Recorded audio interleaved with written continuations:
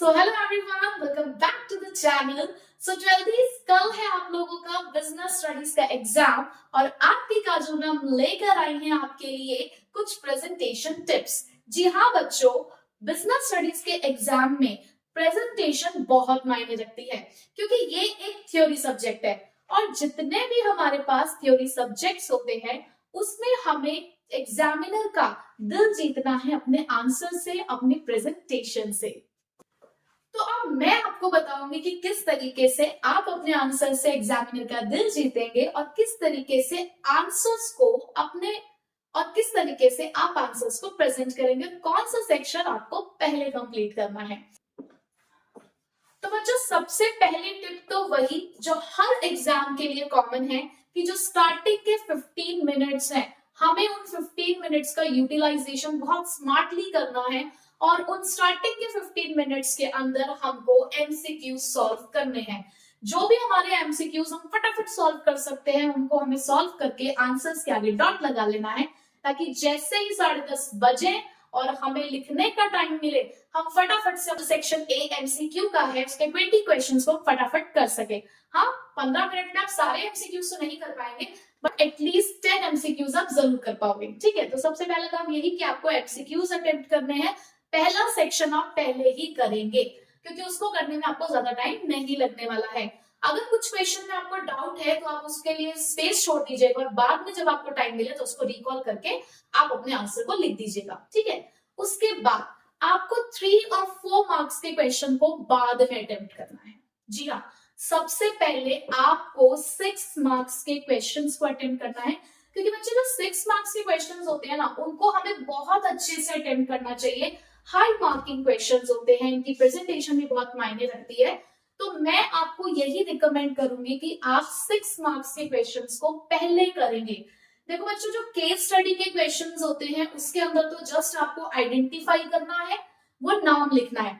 तो जब आप 6 मार्क्स के क्वेश्चन में आइडेंटिफाई करते हो तो आइडेंटिफाई के साथ चाहे लिखा है या नहीं लिखा है, अगर आप उस कॉन्सेप्ट को एक्सप्लेन कर देते हो तो ये एक बहुत अच्छा इंप्रेशन डालता है एग्जामिनर के ऊपर। तो आप उसको कोशिश करिए कि एक्सप्लेन भी करके आए। फिर उसके बाद जैसे कि सेकंड पार्ट के अंदर उन्होंने उससे रिलेटेड कोई दूसरा क्वेश्चन पूछा है तो पहले उसकी हेडिंग को लिखिए कि वो क्या पूछा गया है बी पार्ट में आपसे। सपोज करिए ए पार्ट में था फंक्शंस ऑफ मैनेजमेंट आइडेंटिफाई करने के लिए, तो आपने आइडेंटिफाई कर लिया कि प्लानिंग फंक्शन ऑफ मैनेजमेंट है।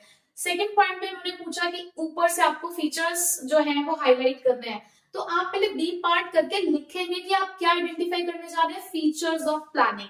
उसके बाद उनकी हेडिंग्स और देन उनका एक्सप्लेनेशन। ठीक है, थर्ड थिंग इज कि केस स्टडी के अंदर तो आप लोग डायग्राम या फ्लो चार्ट्स नहीं बना सकते हैं बट 6 मार्क्स के क्वेश्चंस जो डायरेक्ट क्वेश्चंस आते हैं, जैसे सीधा आपसे पूछ लिया गया कि इंपॉर्टेंस ऑफ मैनेजमेंट लिखना है, तो आप इंपॉर्टेंस ऑफ मैनेजमेंट के लिए एक फ्लो चार्ट बना दो। आपने ऊपर लिखा इंपॉर्टेंस ऑफ मैनेजमेंट, फर्स्ट लिखा आपने it helps in achieving group goals, it increases efficiency. तो इस तरीके से आपने प्रॉपर एक फ्लो चार्ट बना दिया।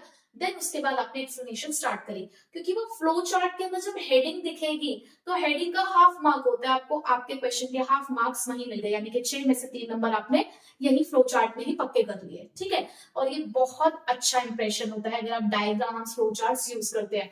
तो 6 मार्क्स के क्वेश्चंस में ये जरूर करिएगा कि आप डायग्राम्स और फ्लो चार्ट्स बनाएं। ठीक है, ज्यादा से ज्यादा जब आप एग्जाम्पल्स भी लिखते हैं तो एग्जाम्पल्स में भी अगर आप वो कार्टून्स बनाकर आएंगे, उससे एक्सप्लेन करेंगे तो एक बहुत अच्छा इंप्रेशन पड़ेगा।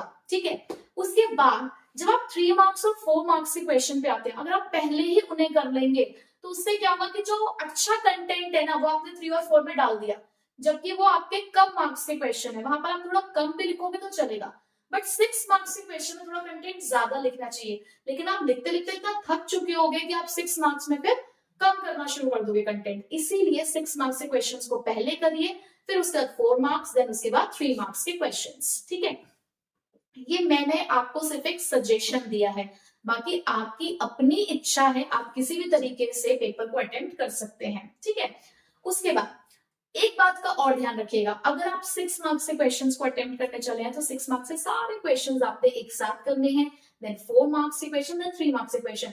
अगर आपको लगता है कि भाई अभी ये क्वेश्चन मुझे नहीं आ रहा है तो आप उसके लिए स्पेस छोड़ सकते हैं। देखो इतना आइडिया लग जाता है कि जो आप एक 6 मार्क्स का क्वेश्चन करते हो, तो 6 मार्क्स में अगर हमें 6 पॉइंट भी लिखने हैं, थोड़ा एक्सप्लेन भी करना है, डायग्राम भी बनाना है, आपकी अगर हैंड राइटिंग थोड़ी बड़ी है तो 3 पेजेस में वो आ जाएगा। 1 2 3 इस तरीके से मैं एक सिंगल पेज कह रही हूँ, ठीक है ना। तो आप 3 पेजेस आप 6 मार्क्स के क्वेश्चन के लिए, और 2 पेजेस आप 4 मार्क्स के क्वेश्चन के लिए, और 1 पेज आप 3 मार्क्स के क्वेश्चन के लिए छोड़ सकते हो। इस तरीके से का आप आइडिया लगा सकते हो कि हाँ इतना इतना हमें स्पेस चाहिए होता है इतने मार्किंग के क्वेश्चंस को करने के लिए, ठीक है। ये तो हो गई बात कि कब कहाँ क्या अटेम्प्ट करना है, कैसे अटेम्प्ट करना है। अब जब आपको क्वेश्चन आता है, इंपॉर्टेंस लिखना है, फीचर लिखना है, तो हेडिंग्स जरूर लिखनी है। अब मैं आपको हेडिंग्स भी किस तरीके से लिखने हैं वो भी बताती हूँ। जैसे कि हम इंपॉर्टेंस ऑफ मैनेजमेंट की ही बात कर रहे हैं, तो आपने लिखा management helps in achieving group goals, आप ऐसे लिखते हैं management helps in achieving group goals, ठीक है। आपने हेडिंग लिखी, उसको अंडरलाइन करना है। उसके बाद आपने यहां से लिखना शुरू किया। जब सेकंड लाइन लिखे तो आप यहां से लिखना अवॉइड करो। आपको यहां से सेकंड लाइन नहीं लिखनी है, आप सेकंड लाइन यहां से लिखो, देन थर्ड लाइन आप यहां से लिखो, इसके कंटिन्यूएशन में और भी लाइन्स लिखना शुरू करिए। देखो इससे क्या होगा, आपकी हेडिंग प्रॉपर्ली विजिबल हो रही है।